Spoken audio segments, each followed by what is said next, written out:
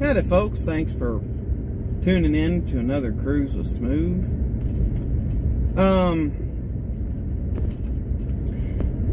There's something been weighing on my mind with all this coronavirus stuff that I felt. I've been in a debate about it on Facebook already, and I can't say that okay, I'll just say the other guy had he was reasonable enough to discuss with, and but the conversation, neither one of us walked away having really influenced the other one. That's the easiest way to put it. And what we were talking about was the prospect of mail-in voting. Now, I get that due to unforeseen circumstances, specifically those that travel abroad or those that are in the armed forces, absentee ballots are necessary to vote. And I don't necessarily like it, but I get it, and I think that it should be allowed to continue, specifically for those in the armed forces.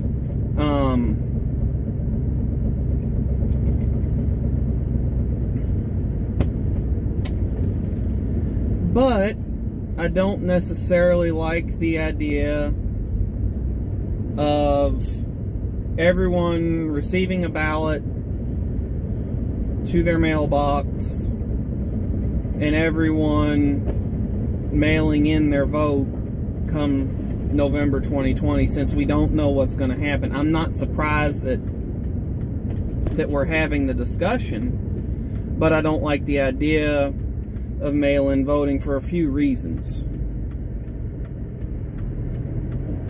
The main reason is fraud, but it opens itself up to... I'm getting honked at for stopping at a red light when there's a car coming. People are fantastic.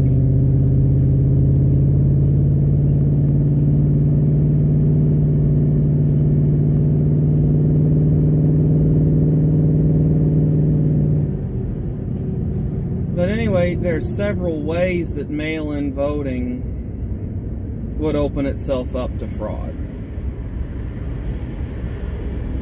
The first one, and I'm going to do them kind of like in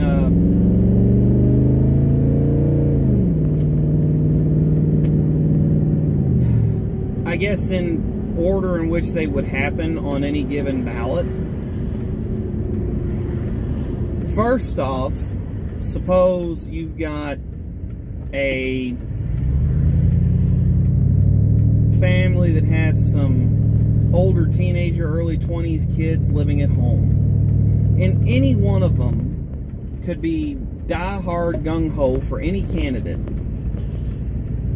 Well, y'all need to fill in your ballots. Ain't none of them worth my vote. I ain't gonna vote for nobody. Well, all of a sudden, you've got extra votes for a candidate based on unfilled out ballots, or a ballot that was snuck in and got filled out. Or, you know, someone got the mail, filled out all the ballots, and then turned them in. Okay? It could happen. Another thing with that is it would be impossible. Like, okay, if you didn't receive your ballot because someone intercepted it, it could also be stolen by anyone in the mail office or the post office, from initial drop-off all the way through to delivery. So that could happen. And I can't see there being a good fail-safe process to get a false ballot uncounted and get a good ballot that you actually cast recounted into the tally.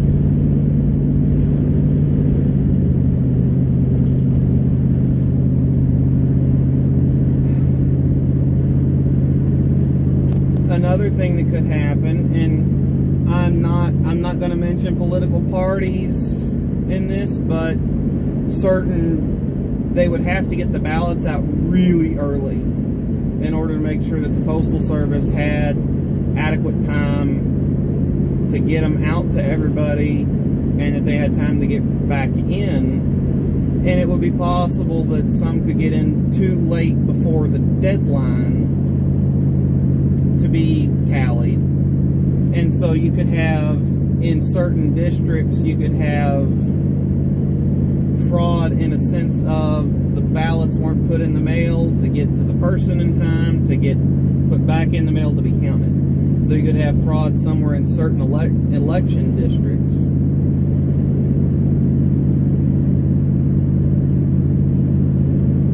You could also have fraud in the delivery, where anyone through the Postal Service could see a vote for a certain candidate, because I'm imagining it'd just be something like a postcard, and that magically not find its way there. Who's ever going to know?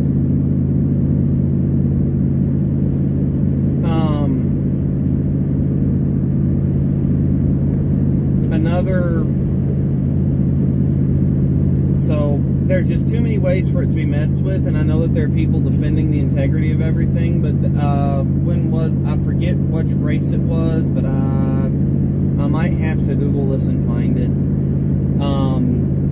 There was actually boxes full of filled out ballots found in the trunk of a car somewhere after an election, and they leaned one way, or primarily one way in the in that particular count. So I don't trust anybody to put aside their political leanings and do the job required of them if there were a nationwide mail-in ballot. I don't particularly trust the idea of online ballot voting. I think that it would be easier to set up, but it's not foolproof because anything online can be hacked. You could download an app, you could whatever, but there's still the odd chance that someone could fraudulently cast your vote, even if you did it by social security number and mother's maiden name and everything else. Hackers they can get into anything. So I think the best way to do it is to just encourage social distancing while on the polling site, and do it that way. I think that every election has the potential for a certain percentage of fraud in any given district. I think everybody should agree on that, and I think that that certain percentage that might happen, everyone is okay to a certain extent, so long as no one like burns a carload of ballots and the vote goes another way because those ballots were lost and we don't know whose they were and blah blah blah, so the election's got to go this way. But I think that in a nationwide election, the fraud that you'd have to perpetrate to swing a presidential election would have to be so precise and so unknown until they start counting ballots as to which way it's got to go and where you've got to perpetrate fraud. I think that the odds of it happening are, I think there's what you would call an acceptable risk. With everything else, you're putting more cooks in the kitchen, and there's a bigger chance that someone's going to foul up.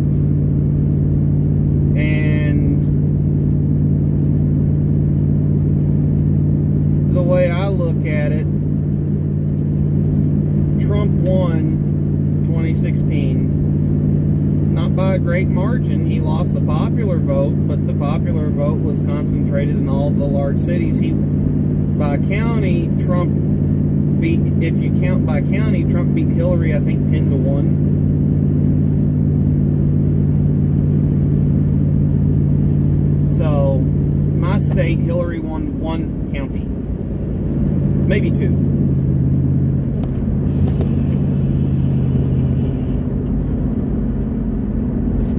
I think she won the state capital and the largest metro area in the state. Trump won everything else. But my opinion is that the likelihood of significant election fraud with our current setup is pretty low. And Trump-Russia possible election collusion was a thing for a year and a half. So I don't think that opening the door to a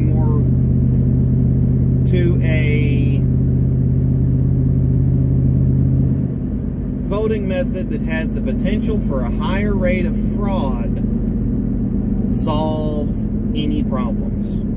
I think that it would make it a lot easier for any president to be hounded by fraud throughout an entire term of their presidency. So I'm just not a fan of it. I'd rather observe the social distancing rules that we've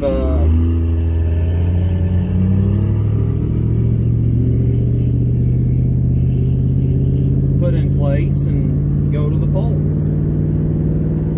So I just hope that whatever ends up happening, it doesn't come down to everyone thinking that fraud happened, that either their candidate got jobbed out of the election or that someone else paid the right people to get fraud to happen and all that. If it's an honest election, it's an honest election, and people need to accept that. I gotta admit, that was one of the things that really ticked me off when, because Trump said that he would have to wait and see if he would accept the outcome of the presidential election. He said, we'll wait and see. Well, none of the Democrats accepted the outcome of the presidential election until coronavirus. So, opening it up where there's a higher risk of fraud, not a good idea. And you can mark, I'd be willing to wager money on this. If there is another method of voting introduced this year for the 2020 presidential election, someone's gonna scream fraud. Mark my words, I don't care who wins, who loses, it's gonna happen. So, anyway, I reckon that's enough out of me for today. I've done recorded almost an hour solo. So I will see y'all next time I take a ride by myself. Hope y'all have a good day. Stay safe out there. Like, share, comment, subscribe. Thanks for tuning in.